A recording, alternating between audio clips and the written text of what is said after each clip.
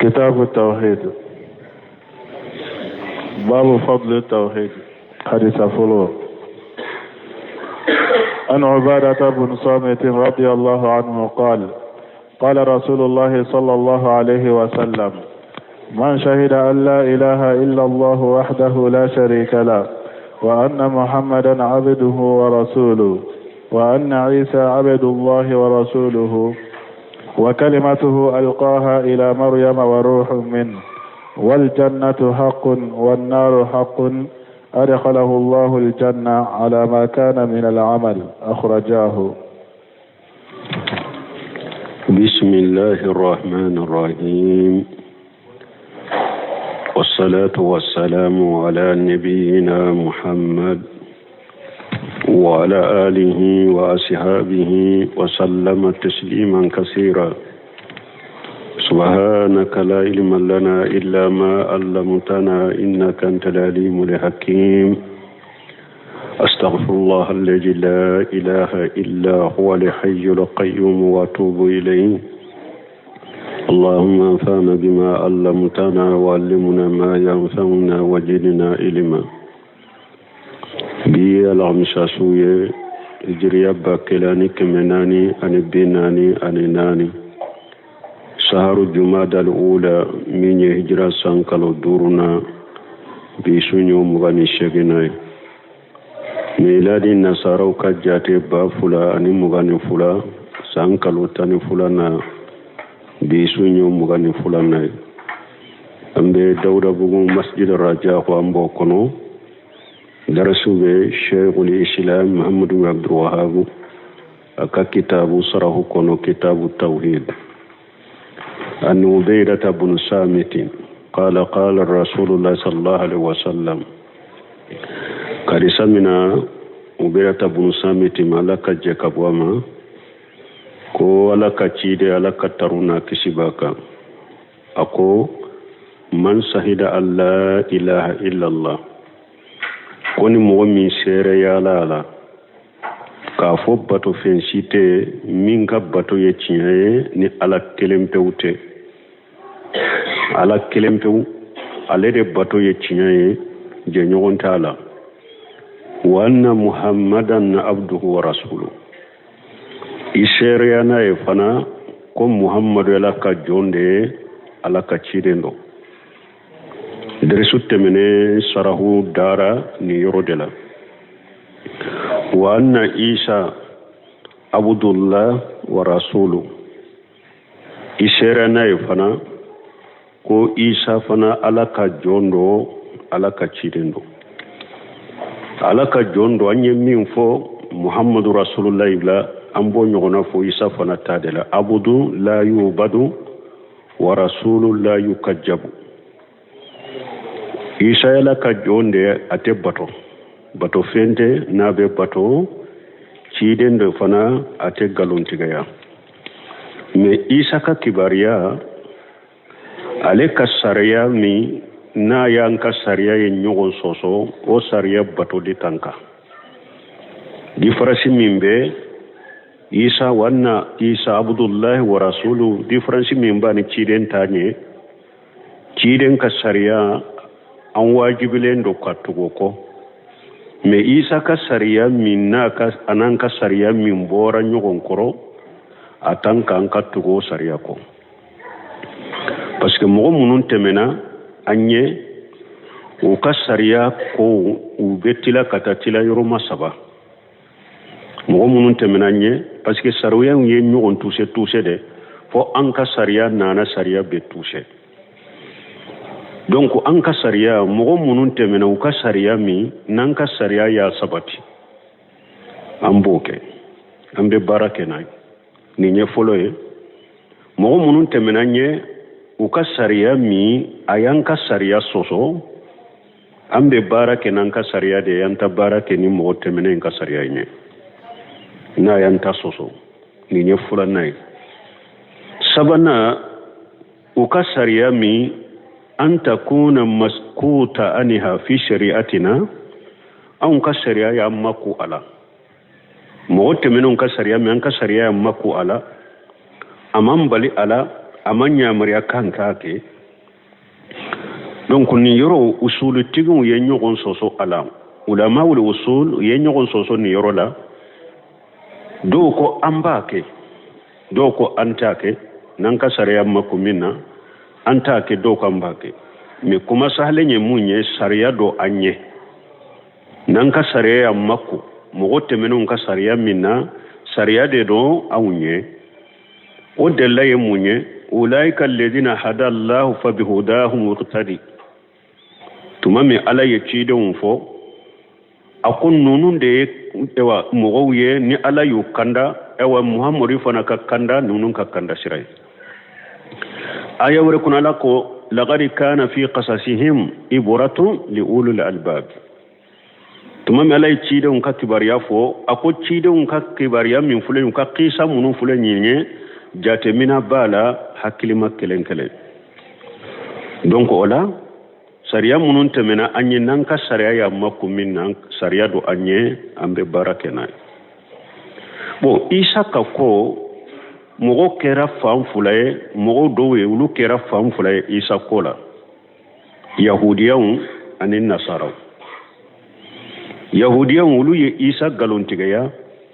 ko isa ye jene ke dende ko isa baye jene ya deke ko aye isa soro ko nabi nyumate awa waqataluhu saraa sariyala yahudiyawu ye isa faga aben nindoa yari yahudiyawu ye isa faga sariyala ay mahkumu alayhim inda allahi annahum qataluhu fi hukmi allahi sarai mana abi ala bolo ala ka kiri la sariyala ko yahudiyawu ye isa faga mana afagali junubu bula munna parce que uru wulila ukube isa faga uya barake fana fagali barake fana ala de isa kisi ka korta kata sanfe donc fagali sabatilen buka sariya la mana junubu buka lagara mais wama binisbati li hukmi llahi alqadari faqad kajjabu wama qataluhu yaqina mais ala ka kiri la latige konona la uma isa faga uma isa faqad dankan yala ala isa korta kata yerema walakin subbiha lahum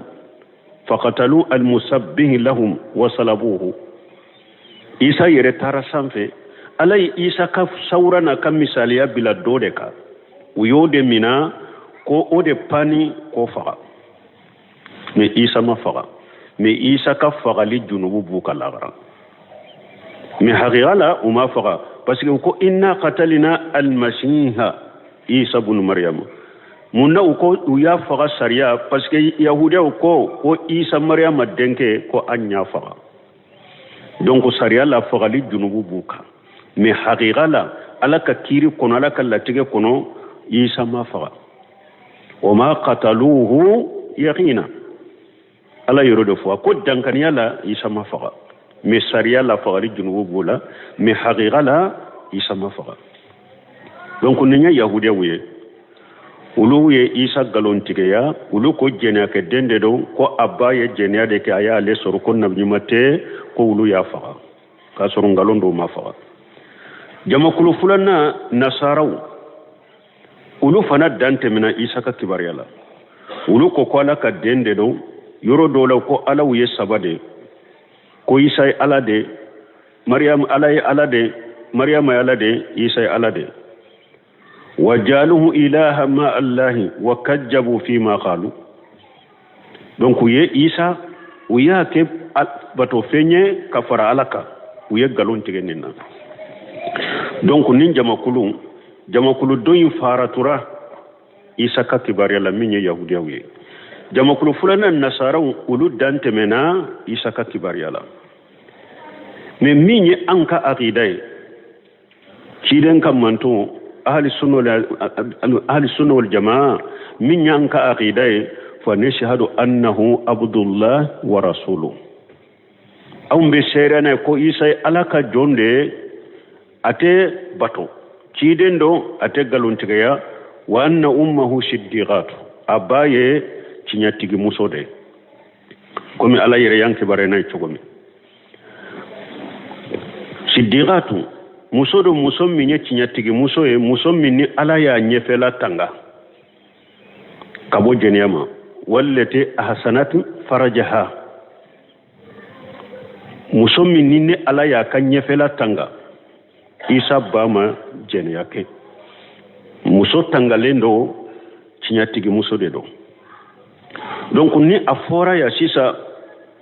bon isa dancogo ala ye isa da cogo min ala ka jɔnw de do a y'a da komi adama dara ka bɔ bɔgɔ la cogo min komi o bɛna ayaw la inna masala isa inda allahi ka masala adama khalaqahu min turab thumma qala lahu kun fayakun ala ko isa misaliya a dali misaliya ala bolo a bɛ komi adama ala ye adama da ka bɔ bɔgɔ de la a ko kɛ hadamaden ya kɛra hadamaden ye isa fana ye o cogo ye dɛ wala o fi qawli abdullah na ko wa anna isa abdullah aradda ala nasara na ko abdullah ni nya araddu ye nasaraw ka mun ulum mun ko ala dendo ube ko ala do ni afora ko abdullah ni nya araddu ye nasaraw ka وفي قوله ورسوله أرد لليهود ناكو على كتير نفني أردوه يهوديوكا ولم يقالون تجي كتير أنت جناك دندو الرسول الله ويا أردوه يهوديو فنكا ناكو وكلمته ألقاها إلى مريم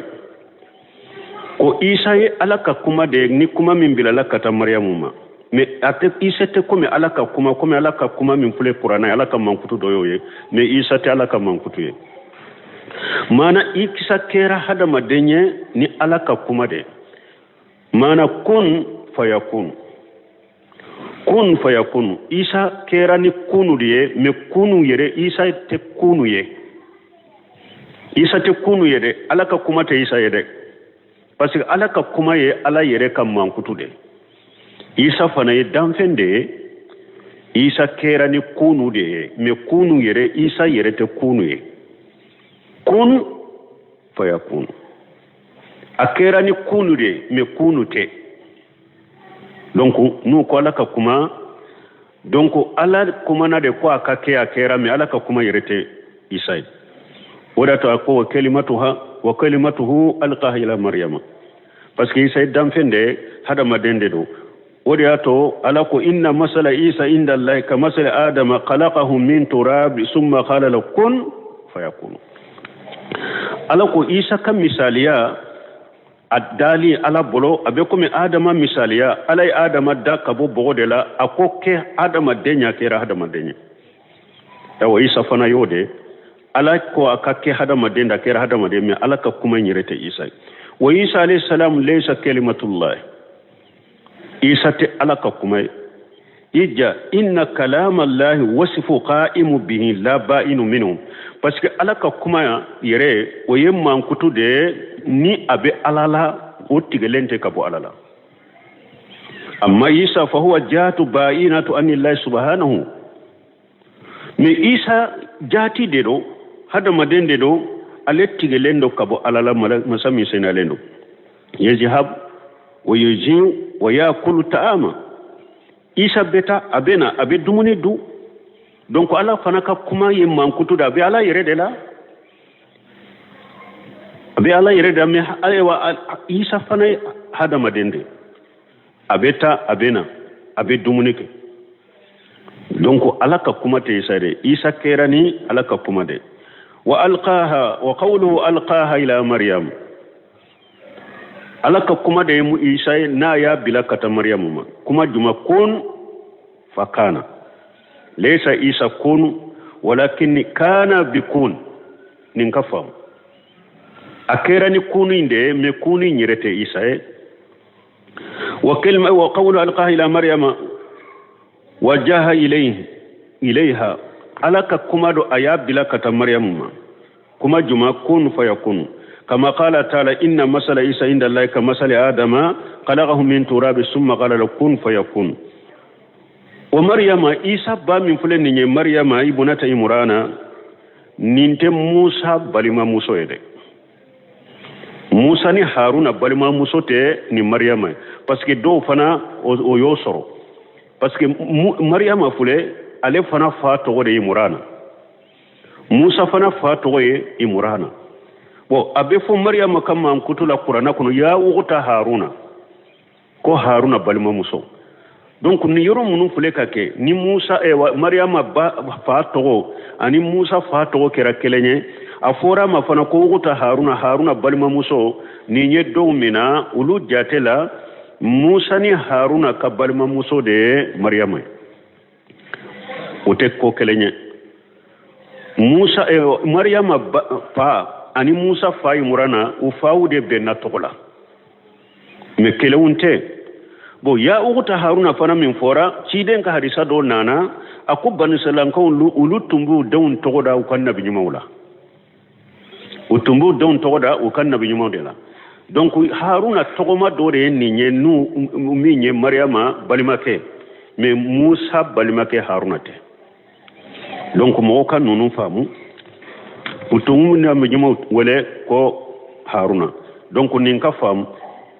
imurana min fora maryama fa ani musa fa imurana kelunte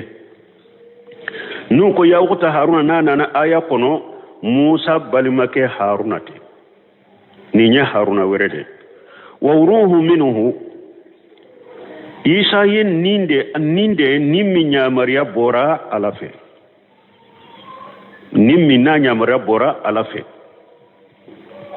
aisara jasadahu alayhi salam bi kalimati isa ka farkolo labana ni alaka kumade fa nafaqati fihi hajihi ruhu allati hiya min allah ninde finyara kake isa la nimmi nyamariya bora alafi ay khalaqu min makhluqatihi isa ye danfende kabo alaka danfeuna nimmi be isa fokono nimmi be isa la danfendo kabo alaka danfeula me uya farakata alaka munna litasrif wa takrim korotani bonya kamadoro abe kumi neba fo naqatullah baytullah donc ruhullah afana dambira kata alama korotani bonya de sinon isa kan ninye danfende ati komi ko fendo abora alala ninde nasara ufana mina niya nasara ko ala dode do ube ala dende do ko ala ko ruhu minhu ko nimmindo ko abora ala dela ninde yumina kasuru minu min fuleni nye lili ibtidai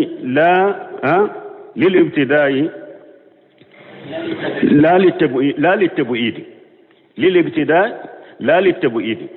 akoro de mana anyamaria imbora ala defe ni nyamaria bora ala defe minun korote ko ala dodo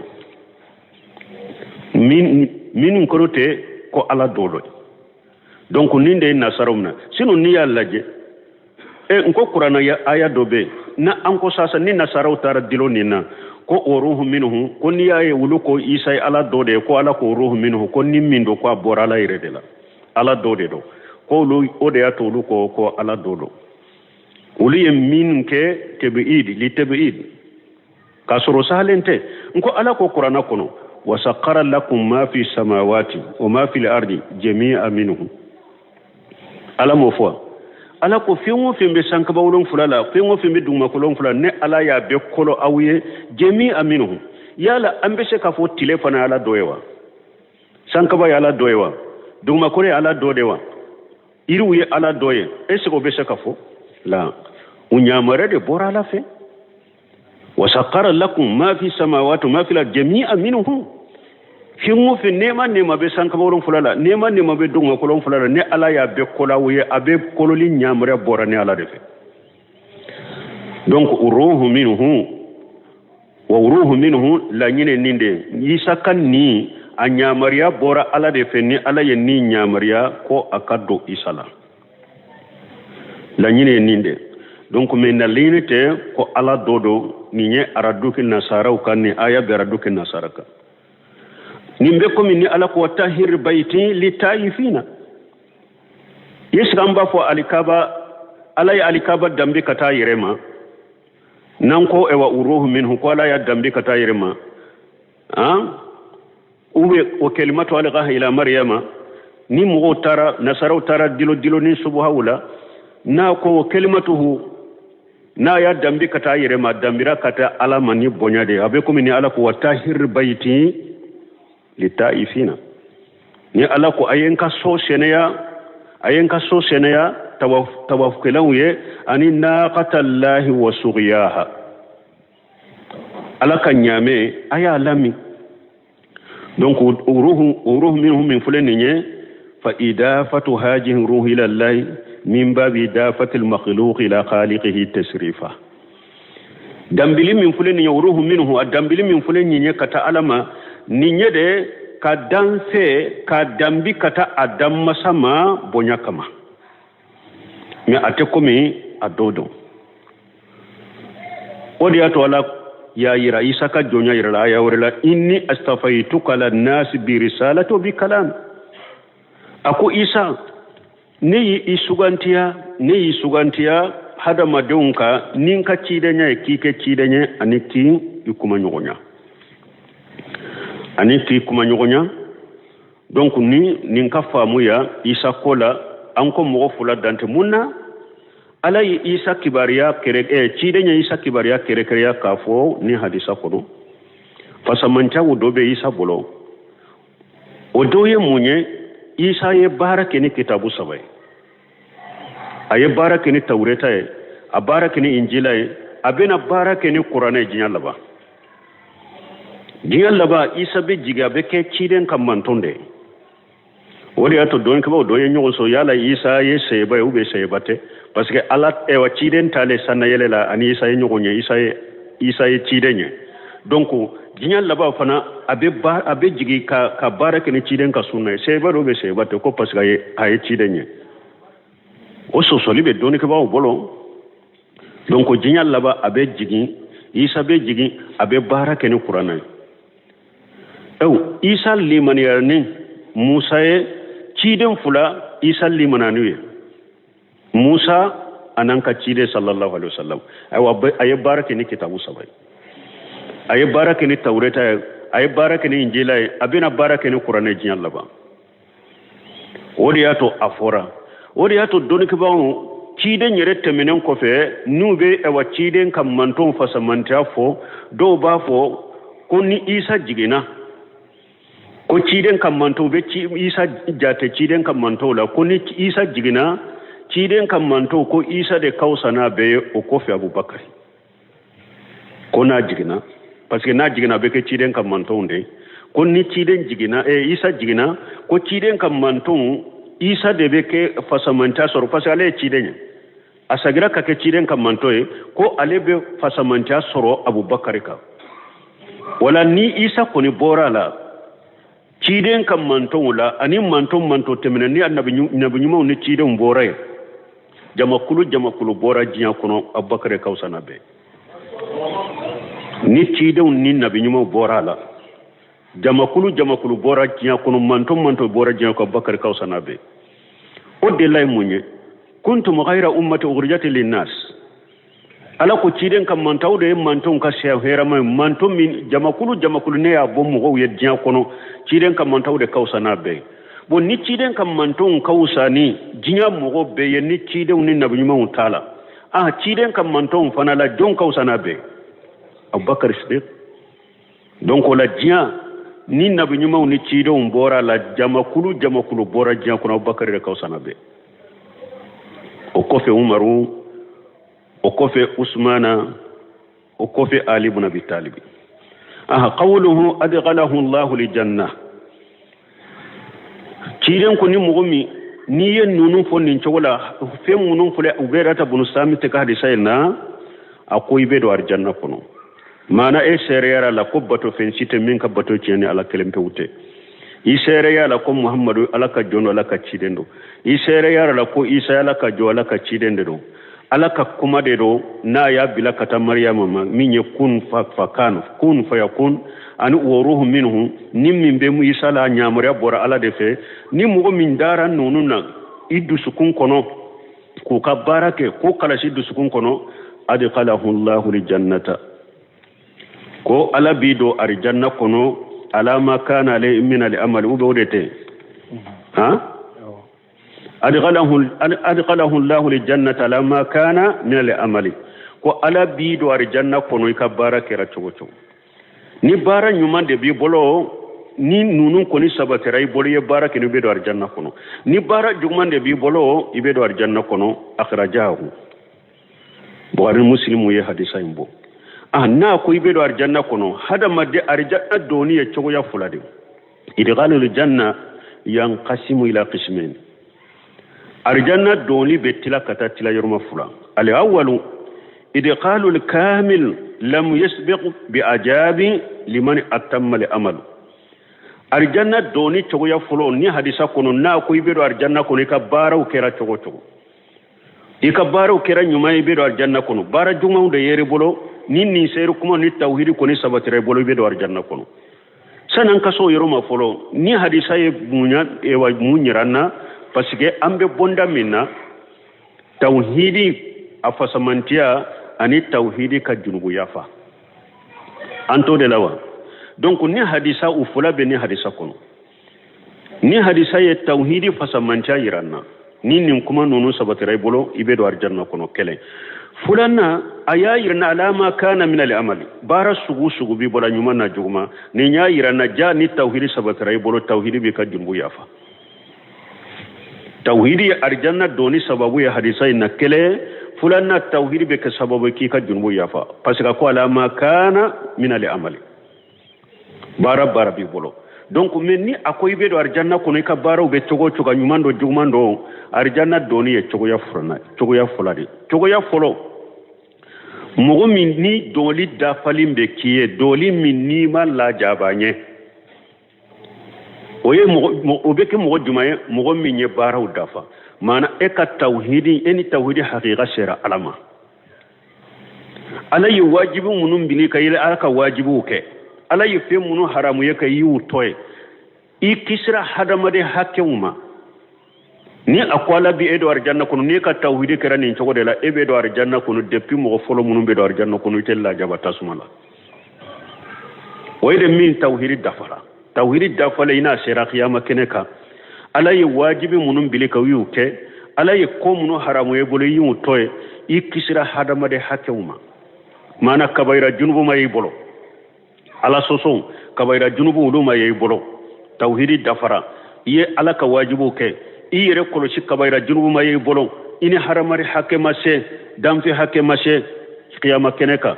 ni doni mimbe ni hadisa kuno ne kala halakera ni chogodela e ka doni mbeke doni dafale min awwal wahla depuis mo folo munum be do arjanna kuno ite jannabaye ite la jaba ni nye chogoya fulana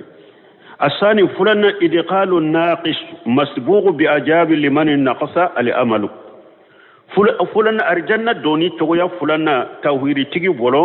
doni min naqasilendo doni naqasilen obeke chogo duma mo mi ibe do arjanna kono de ma ba soro ila jabara ikabara naqasili sababula ikabara bara munun naqasare bolo ibe la jaba jahannaba kono ni o bara hakke misale ala mo mi tawhidi lesiri sabatira bolo mi alam amala ka wajibu beke ama yere koroje kabaira junubu fana mani kabaira junubu shera lahara ani damfi hakke shera lahara bon nintigi tata mashiatillah iba fo nimma kabaira junubu tigi abe ala ka jen koroye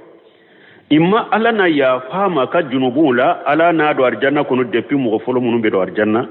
imma har na do na jahannaba kono na ka junubu na ka kabaira junubu na ka hadamare hakawiye abellaba ni junubu janina ka bola abellaba ka bo be do arjanna kono donc min fora sala ma kana min al-amal iddo na arjanna kono ma do arjanna kono do ni e chugo ya fulade imma depuis folo ina do arjanna kono imma har ni la jabara jahannaba kono ni ka junubu ye ni kabara junubu siralama ibe laba arjanna kono lajine ode na ko alama kana min al-amali do ni en chugo ya fulade bon do fana ko alama kana min al-amali ko alla nyini ye munye lanyini fulana alama kana min al-amali ko ibe do arjanna kono kai ka daraja bebe do arjanna kono ibe ika daraja ta arjanna kono ni ka bara hakke ibido arjanna kono ka ika daraja soro arjanna kono ika isigi yoro ni ka jo yoro ika arjanna so me ibo soro ni ka bara hakede ika bara be degere minna ika arjanna so ni ka ewa arjanna daraja bu hakalera alama kana min al-amali do ya fonni fanala donc ala kulli hal ni hadisa ye min yiranna tawhidi fasamanta mo ni tawhidi sabatira ibolo ikoni be do arjanna kono imma mo folo munum be do arjanna kono ina do ulu no fe imma hari ni janina jahannaba kono ni ka kabaira junubo ye ibe labar arjanna kono tawa aya yiranna fana tawhidi be shiki ka junubo yere fana ya fa fana ini ka junubu munu sera alama fana ni ewa idara alaye ube junubu ewa bara nyuma bawu do soro la e bolo munum be ke sababu ki ka junubu tuse tawhidi be ke sababu e fana ki ka junubu nunun tuse ka boyle be do arjanna ko donc ninde hadisa fana be ye ninde ira bonda donna anye aya fo aya minye ko fula fo tawhidi amunu de tawhidi e kanda de hadisa fana fule ninye tawhidi be ke sababu ki do arjanna kono ewa ini junubu fana sera alama yomal qiyamah do ka tawhidi to ibola kera chogo be labar arjanna ko ولهما في حديث عتبان فإن الله حرم على النار من قال لا إله إلا الله يبتغي بذلك وجه الله ولهما أننا بغارني مسلم كنو في حديث إتبان كحديث كنو فإن الله حرم على النار من قال لا إله إلا الله يبتغي بذلك وجه الله itibani ibn maliki madinanka dode do aletumbe salli ka fara ciden ka misiri kono me anyawna na laf anyaw minana mo minye kata salli ciden ka misiri kono o gelerama aya nyini ciden fe ala katanuna kisibaka ko ciden ka bokana alefe aka sokono bo cide nyere ka yoro do lajja ka sokono ko labbe cide nyere ka salliye o alebo o yoro imina salli yoro e aka sokono na tese kana misirila ciden tara sallallahu alaihi wasallam aka sokono sebo do tara ka fara ciden ka tuma mi ciden do na ka do kono akoy ba fe ka yoro juma mina salli yoro e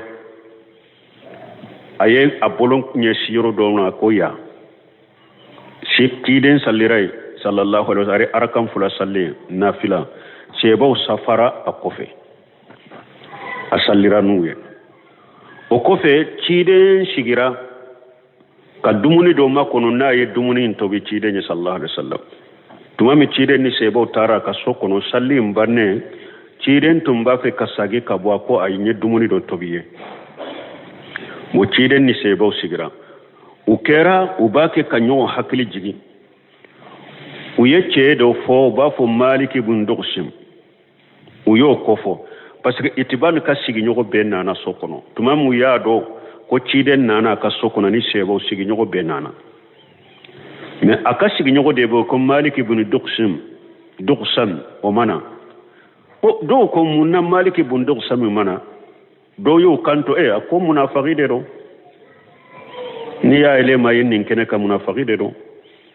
ci don ko kana nin fo parce que mugo korofo ci de nyana akoy kana fote alaysa yashhadu an la ilaha illa allah wa anna muhammadar rasulullah yala ate seria la le ama fo ba ko bato fen site min ka bato ci ni ala kelem pewte muhammadu ala ka ci de nya yala cey man nin fo nen ka wa faqalu nam sebo ko wa yin kuma fo قال تيرين فإن الله حرم على النار من قال لا إله إلا الله يبتغي بذلك وجه الله حديثنا أنا ننشو دلا أو تيرين كو ألا يا حرام يا تاسملا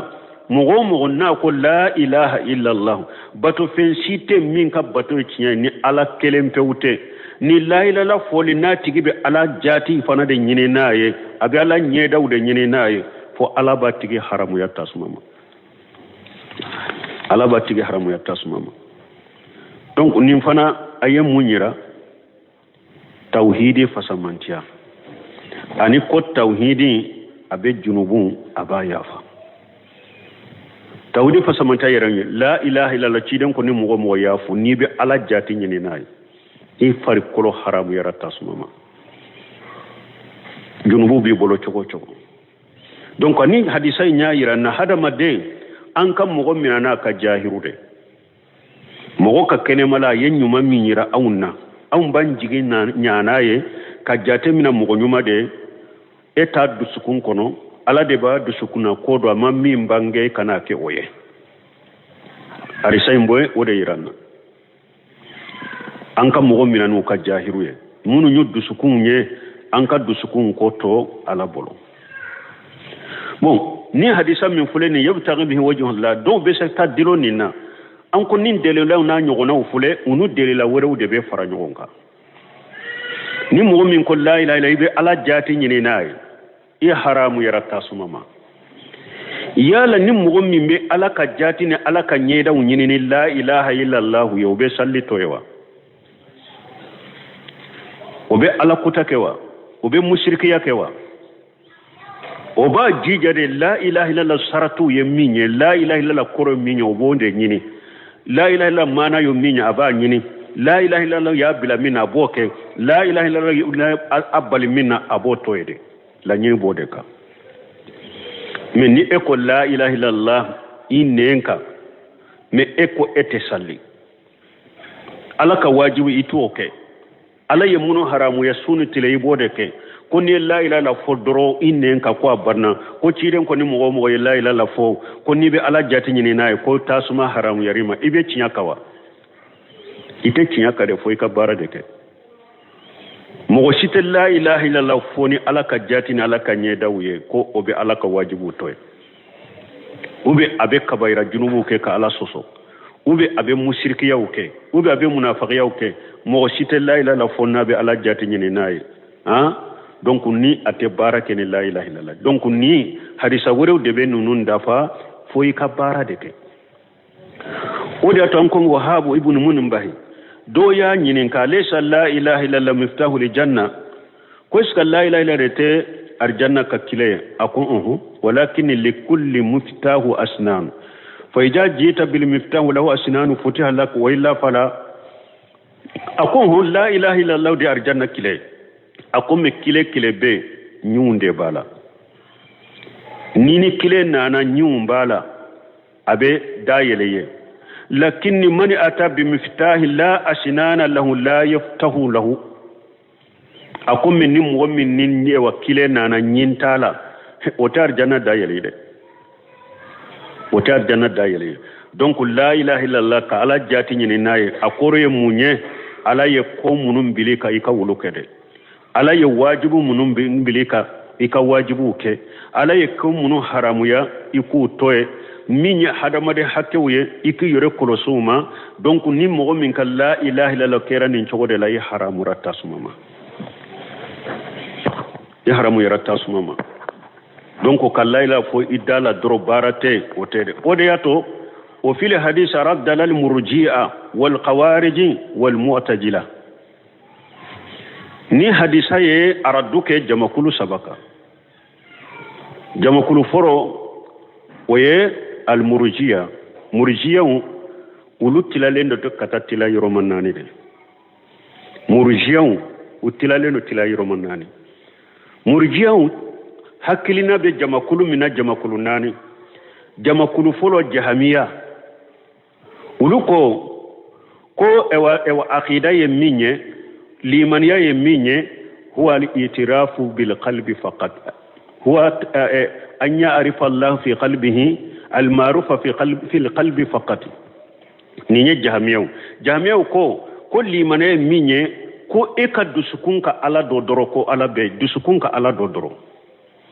jahamiya ko limaniya ninde jahamiya uluka hakilina sa ni limaniya kera ninye Firauna ye kafirewa maka mushriku ye kafiru yewa kafiru te parce que ubado nin kono dusugun kono ko ala be huwa al ma'rufa faqat jahmiya utai kulli man yede ika ala doy dusukuna dro adoy dusukuna dro ala do ko ala be dro dusukun kono ko abanna konin de liman yayi nin kera ciyaye maka kafiri be mu'mini ni nya kuma ciyale kele fulana al ashaira ulu kul liman yayi minye al itiqadu bil qalbi faqat ko akaki dusukun kono doro ko alabe nunun kon marifa ika do har ni dusukun mashri ado alabe wode jahima tay min al ashariya ulu ko aka aqida ka sori dusukun kono doro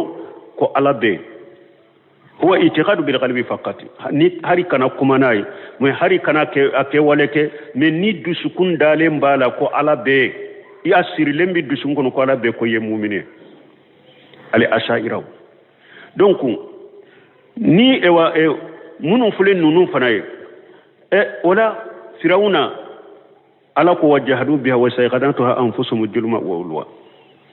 firawuna duskun ko na bado alabe hamana duskun ko na bado alabe qaruna duskun ko na bado alabe makka kafiru bado alabe nin fana kuma cinya lenye ni nya ali ashariya utai murjiya haklina dedo murjiya ka jama kulu sabana uluko al-imanu nutqin bil lisani faqat karamiya wude tayeni al-karamiya uluko kulli manay minye ni ta jama kul sabana de ko innen ka ser kuma fula fodro har nati dusukun kono kana barake akana ki dusukun kono me kuma na edro ni kuma na ser kuma fula edro ye mu'mine nunu fana ka haklina abdullah ibn ubay ibn salul ye mu'mine abdul munafiqi be na ye ser kuma fo hari nati dusugunno ye mu'mine ni nye karamiya wutai ni fana ye kuma cinyale ni nye filibantai murjiyan ukajjama kulunani nan uba fo ludi makum murjiatul fuqaha abu hanifa na akajjama tumbe minka ko al imanu qawlun wa itiqadu mana ewa ikafo innen kane akasori dusukun kono ne wulu fana mabara jatala ubafo nununde mako murjiatul fuqaha abu hanifa tumbe ninka me shegeli boloka ko kuma sale abu hanifa labana kabwaka kasagi kata ahli sunna wal jamaa ka agidama donc ninye murjiya utaye hadisai mbe araduku kam araduke murjiya ka yurujuma yawtaqi biha wajhullah ninye aradu ye murjiauka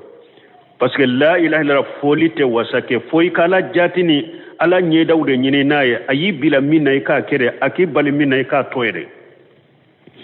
donc ni oyoro ye aradu ye murjiauka la ilaha illa allah murjiau ni hadisai araduke murjia kalite nani mbeka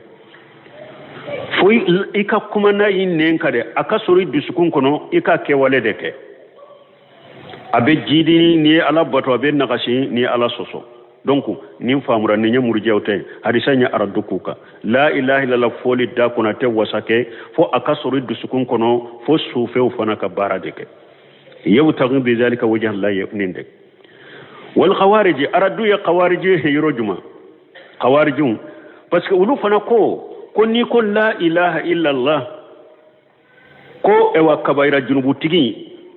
ni mogo la ilaha illa fo yi hari kabaira junubu ke ko ye kafiri e bolembe islamiya kono ko la gharaibe dume jahannaba kono ayara duku ka yorjuma haramahu allah wala nar ni mogo mi ko la ilaha illa allah ni be ala jati de nyine naye ala bi haramu ya tasmaka har ni kabaira junubu soro lela chogo tata mashate bi ala ka jenkoro la ilaha fora abara ukera ya haramu ya jahannaba tasmala ni aradu ya khawariju bolo ni la ilaha illa allah fo har ni ya kabaira junubu de ke kafiri ibole mbe islamiya kono ka jinya kirula la garaka kirula ibedo jahannaba kono ite boybe dume halisanya aradu kuka koni mogo min la ilaha fo ya ala jati nyini nay ala bi haramu ya tasmaka o ya aradu ya khawariju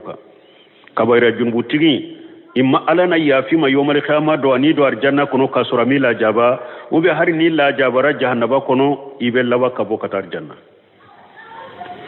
aya araduke muatajilauka parce que mu'tazila uluka hakilina jinya kono kabaira junubu tigi uni khawariju bora nyogon kono jinya kirula mais lagara kirula mu'tazila uni khawariju bebe hakilina kelena kabaira junubu tigi la anko kabaira junubu tigi khawariju koy bora koy ye kafiri de mais mu'tazila ko manjilatan bayna manjilatayn manjilatu bayna manjilatayn khawariju ko kabaira junubu tigi mu'tazila ha mu'tazila e mu'tazila ko kabaira junubu tigi ko ite konte mu'minu la ite konte kafiru la ko be kafiru ni yani mu'mini yace ne khawariju ka jinya kire quoi anko khawariju e wa mu'tazila ka jinya kire de fule anko khawariju ka jinya kire i bora de islamiya kono kabaira junubu tigi mais mu'tazila ko manjilatu bayna manjilatayn ko ibe do yoro fule ni nyogonte mana ite mu'mini ite kafiri ko kabara junubu tigi kiriye ninde mu'tazila bolo mais mu'tazila bolo kabara junubu tigi ni khawariju bebe haklina kala gara ko la ni donna janaba ko ite bo donc ni aya e ni hadisa aye araduku fanaka donc abe comme ni hadisa min fuleni nye aye araduke jamakulu sabaka murjiyaw u kalite nani mbe ani khawarijin ani mu'tazila donc ni hadisa fana min yira na tauhidi fasamantia ko tauhidi abeke sababu ka hada madin haramu ya jahannaba tasmama tauhidi fasamanta do de fuleni ne tauhidi fasamantia ida abi haramu ya jahannaba tasmama ewa abeke sababu fana ki ka junubu ya faye أنا أبي سعيد الخدري رضي الله عنه قال عن رسول الله صلى الله عليه وسلم قال موسى عليه السلام يا رب علمني شيئا أذكرك وأدعوك به قال قل يا موسى لا إله إلا الله قال يا رب كل عبادك يقولون هذا قال يا موسى لو أن السماوات السبع وعامرهن غيري والأرضين السبع في كفة ولا إله إلا الله في كفة مالت بهن لا إله إلا الله رواه ابن حبان والحاكم وصححه. والنبي شهيد القدري رضي الله عنه كما حديث من أبي سعيد القدري لك جيكابواما أن الرسول الله صلى الله عليه وسلم كبوتشيد ملكة تنونا كسبك قال موسى يا ربي كم موسى كنت على علمني شيئا أذكرك وأدعوك به أكو على لا دنيا فين دولا فيمي مبي كو سماناي مبي ولناي موسى بالله إلا الله mais Musa tumba fe ala kale kere ni fendo de mimbe di ale madama ni ala kusuma bala duau bala qala ala ko qul ya Musa la ilaha illa Allah ala ko Musa afo la ilaha illa Allah ko bato fensite min ka bato cinya ni ala kelempewte qala Musa ko ya rabbi akunti gala kullu ibadika yaquluna haja akunti gala ika jombe be ninfo ne kantunte nimma ne kantumbe fendo de man ni ben kere ne minye mais la ilaha illa ka jombe be ninfo donc ne nyaajira ko Musa tumbe nin kelema do mais le tumbe ko de nyene be kere minye mais ala yaayira kelima fanate fente min ka bonninye ni nyaayira hadisai abena kono ni la ilaha illa Allah kabbo sanka bawlon fala duma ko lon fulay tauhidi fasamantia tauhidi kabbo kateme sanka bawlon fala duma ko lon fulaka tauhidi kabba umma donc ni hadisa sanadul la fulendo mais doni kaba umwe barake nay mana inde sahalendo Cheikh Abdallah Bumbazi عليه كتاب التوحيد من سر عليه حديث الدنبغة أكو سنده ضعيف أكو حديثين سنده كو الله فلندو ne doni kaba bebe barake nay hadisai la ilaha illa min fora la o sahalende do mana sahalende do akoy ka jombe ben nin fo qala ya Musa alakum Musa law anna samawati sab'a wa amiruhunna khairi akum Musa sankaba wulon fula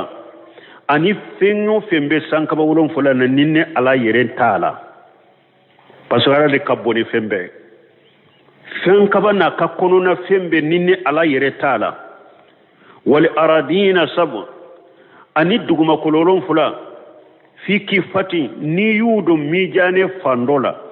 wala ilaha illa la fi kifati kalla ilaha illa allah do mijane fandola malati bihinna la ilaha illa allah la ilaha illa allah be sankaba wolon fula ana ka konona fenni ala sentala ani duguma kolon fula la ilaha illa telembe giriyanu beye abu be pese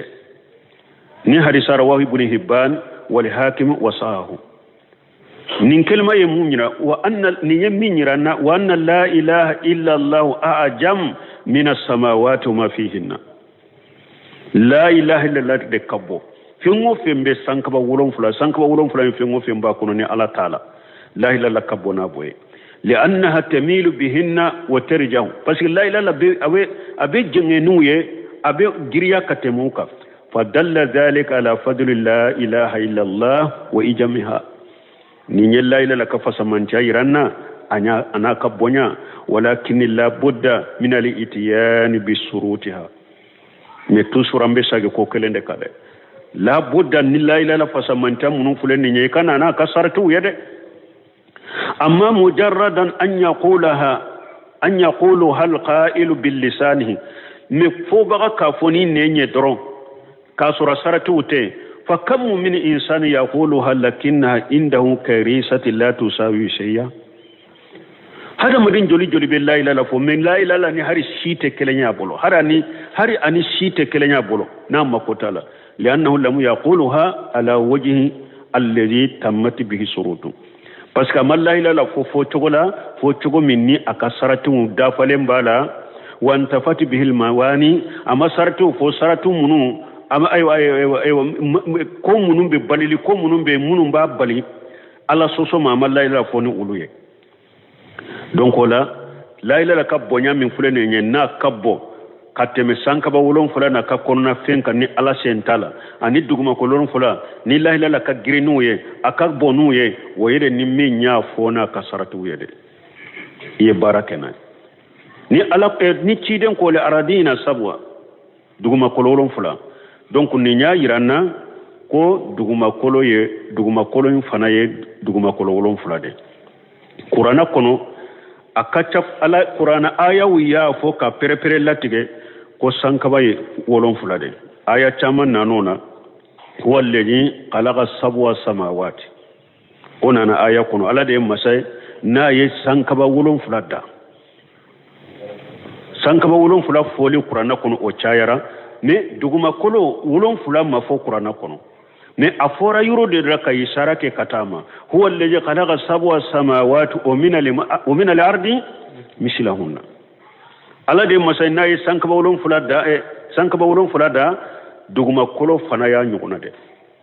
wolon fula donc qur'ana ko ye koriya de ke ko duguma kolo ye wolon fula ye mais qur'ana kolo nje mana ka duguma kolo ke wolon fula ye mais ala ye koriya ke katama ko afane wolon fula de ko mi sankaba wolon fula chogo mais hadisa salen nanala harisa kuniya jeya ka perepere latige ciiden ko sallallahu alaihi wasallam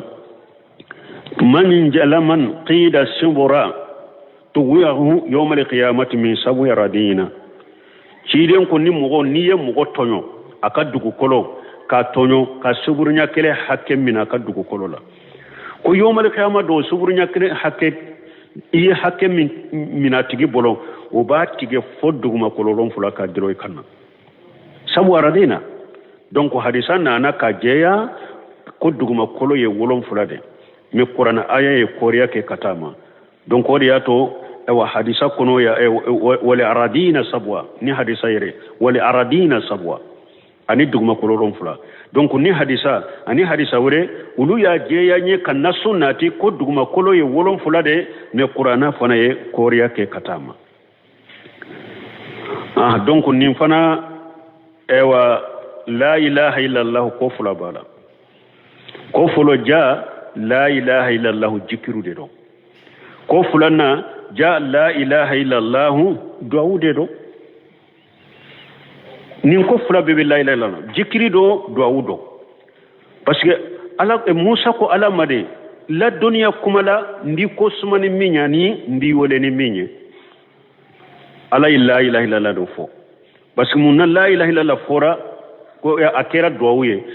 parce que duawu kala niya ebe mogotanu akore munye ha ina na delibe fendo de nyina fe bonni ala tanuna iya ala tanu kaman kutu fo katanu iya kusuma epi tanuni mfana kore munye ya delire kele afulana tanuni mfana saraba la ube saratala saraba donc ni saraba la be ko akera komi bato akera komi duawu donc la ilaha illallah ni hadisa minyiranna akele jikiru dedo duawu dedo anyo fama kono fulana afasamantia parce que ambe bonda min kono ko abe kuma tauhidi fasamantia de ka ani tauhidi be junubu min yafa donc ni nya yiranna ko ja tauhidi akagiri kateme sankaba wolon fulana ka kono na fe mani dugma ko lon fulana kono tauhidi ka girinoye sankaba wolon fulana kono na fe ni ala sentala dugma ko lon fulana nuyu jo mijani fandona kalla ilaha illallah do mujane fandona min yetta tauhidi la ilaha be giriya katimuka ni yetta tauhidi giriya iranna de donc ni yetta dalila joliye munu be tauhidi fasamantia fo comme wakati sera aya wote de la foloye o yetta tauhidi fasamantia ira amunu do hakli shigido tauhidi ewa abeke sababu kanda sababu do fana o yetta tauhidi fasamantia iranna ambora wala andona hadisala ubarata ka hadisa infana ye munyiranna tauhidi fasamantia tauhidi beke sababu ye tido arjanna kono abeke sababu ye kika junubu yafa parce que ko ni sara tauhidi ka ini junubu sara chogo be do arjanna kono ote fulayewa sabana kera itibanu ka hadisa ni mugo la ilaha illallah fo ni be alaka jati de nyini naye la ilaha saratu da faray bolo ewa fulan ka foyama ye bolo tauhidi sabatile a haqiqama ina sera alama donc ine ikisra kabaira junubu ma ala sosoma ikisra hadamade hakuma depuis mo folo munum be do arjanna ko to inde fese mais nini junubu sera alama sa kafara tauhidi ka ibe alaka jenkoro imma ala na yafi ma ini ka junubu tauhidi sababu la ina do arjanna kono ube ni donna awa jahannaba kono ikat tauhidi ni bo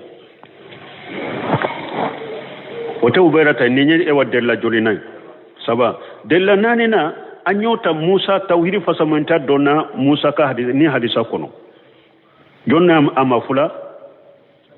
abu shayd al-qudri ka hadisa ka foja tauhidi ye fembele bade aka giri tauhidi ka giri katame sanka bawlon fulana kono na fenka ni ala sentala aka giri katame dugma ko lolon fulaka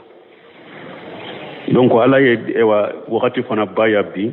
ambe ala dede ala kanke tauhidi tiguye ala kanke tauhidi tiguye anna haqiqa ka se alama ni foita na ka shambolo ni foita chinyambolo subhanaka allahumma rabbana bihamdika ashhadu an la ilaha illa anta astaghfiruka wa atubu ilayk Amin.